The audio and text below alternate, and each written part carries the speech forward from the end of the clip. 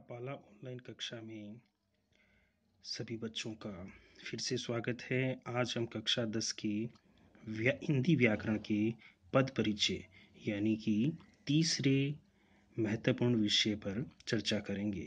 व्याकरण के अंदर जैसे 4 मुख्य टॉपिक है, उनमें से तीसरा टॉपिक जो है वो है पद परिचय। तो सबसे पहले शुरू करते हैं कि पद परिचय आखिरकार क्या है। पद परिचय का सबसे पहले जो परिभाषा है वो किस तरह से बनती है कि वाक्य का अर्थ अच्छी तरह स्पष्ट करने के लिए उस वाक्य में शब्दों का व्याकरण संबंधी लगाव बताना पद परिचय है। जैसे कि वाक्य में प्रयुक्त शब्द पद कहलाते हैं। इन पदों का परिचय देना, उनकी स्थिति बताना, उनका लिंग, वचन, कारक, भेद तथा अन्य पदों से संबंध बताना पद परिचय कहलाता है। अब यहाँ महत्वपूर्ण बात यह है कि वाक्य में प्रयुक्त होने वाले पद जो हैं वही शब्द बनते हैं और हर एक शब्द का लिंग, वचन, कारक तथा उसका भेद बताना और व्याकरणिक आधार पर उसका परिचय देना पद परिचय है। पद परिचय में सबसे महत्वपूर्ण जो चीज़ें रह जाती हैं वो किस आधार पर इसका परिचय दिया जाए, यह एक सबसे बड़ी बात रह जाती है। तो इस पर चर्चा करते हैं कि भी पद परिचय देते समय इन 4 सोपानों का यानी 4 महत्वपूर्ण बातों का ध्यान रखना चाहिए। सबसे पहले प्रत्येक पद को अलग अलग करना, यानी कोई वाक्य पूरा लिखा हुआ है तो सबसे पहले उसको पदों के रूप में अलग अलग बांट देना।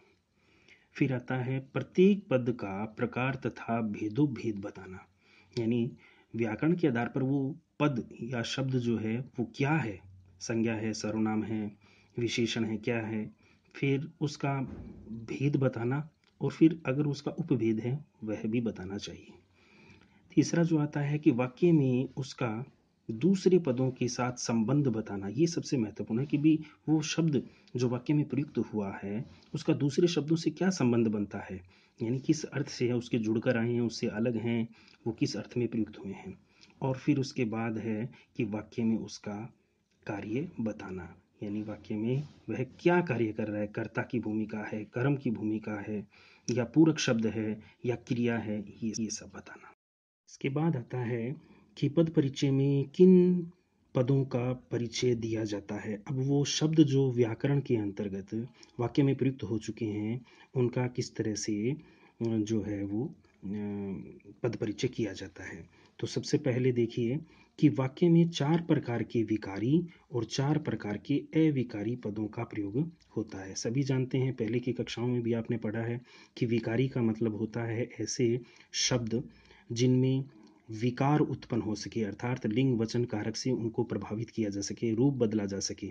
और 4 अविकारी शब्द वो होते हैं जिनमें कोई विकार उत्पन्न नहीं होता, अर्थात लिंग, वचन, कारक का कोई प्रभाव नहीं पड़ता। अब इनकी श्रेणी भी मैंने यहाँ पे कर दी है कि विकारी शब्द कौन कौन से हैं। संज्ञा, सर्वनाम, विशेषण तथा क्रिया विशेषण, ये शब्द क्या कहलाते हैं? विकारी शब्द। अब इसके बाद आता है अविकारी शब्द।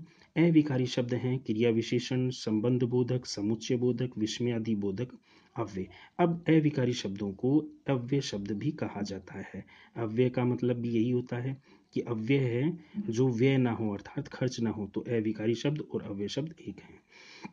अब इस चीज को अच्छी तरह से समझने के लिए कि भी किन शब्दों का पद परिचय किस तरह से किया जाता है, इसके लिए एक मैंने उदाहरण बनाया। लगभग ये कोशिश की है कि इसमें सारे जितने भी जो विकारी और अविकारी शब्द हैं वो आ जाएं, और ऐसा ही एक उदाहरण मैंने एक जिस तरह से कहें कि भी कॉमन उदाहरण जो है वो मैंने लिया है। तो सबसे पहले हम उदाहरण में अगर पढ़ें कि भी हमारे सामने कोई वाक्य लिखा हुआ है, उसका पद परिचय टुकड़ों में कैसे बांटें। सबसे पहले आता है कि आनंद यहाँ 10वीं कक्षा में पढ़ता है। ये एक वाक्य है। इसका पहले टुकड़ों में अगर विभाजन करेंगे तो बनेगा आनंद यहाँ 10वीं और कक्षा में साथ में और पढ़ता है साथ में रहेगा। अब इन्हीं को मैंने एक क्रमानुसार लिखा है कि आनंद सबसे पहले आया है, फिर उसके बाद 2 नंबर पे नीचे लिखा है यहाँ, फिर लिखा है 3 नंबर पे 10वीं, और 4 नंबर पे लिखा है कक्षा में, और 5 नंबर पे लिखा है पढ़ता है। तो सबसे पहले अगर हम आनंद शब्द की बात करें या आनंद पद की बात करें तो आनंद पद जो है वो एक संज्ञा शब्द है और संज्ञा के भेदों के अनुसार, प्रकार के अनुसार ये व्यक्तिवाचक संज्ञा बनता है।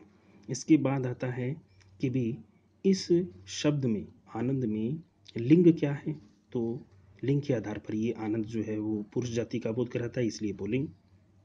वचन के आधार पर ये एक वचन है और इस वाक्य के अंदर ये क्या है, कर्ता कारक है, यानी इस क्रिया को, पढ़ना क्रिया को करता है, इसलिए पांचवी चीज जो इसमें लिखी जाएगी वो है पढ़ता है का कर्ता, यानी पढ़ता है क्रिया का कर्ता।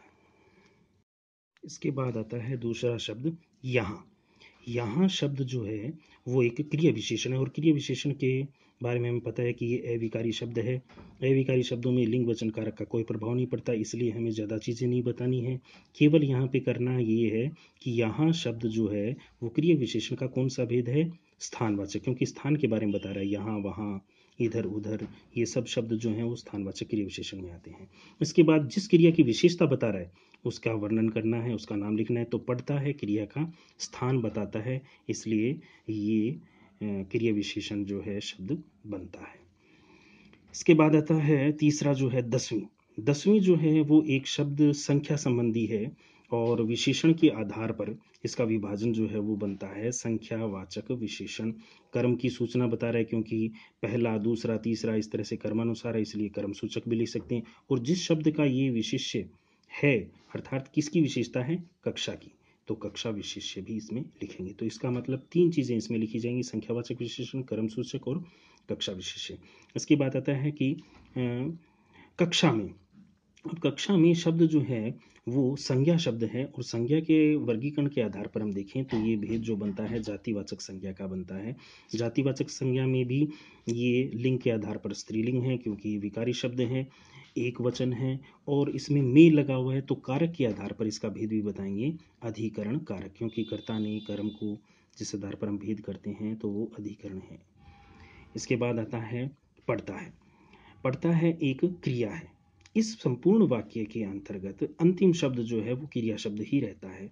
तो पढ़ता है अकर्मक क्रिया है, इसलिए है कि भी क्या पढ़ता है।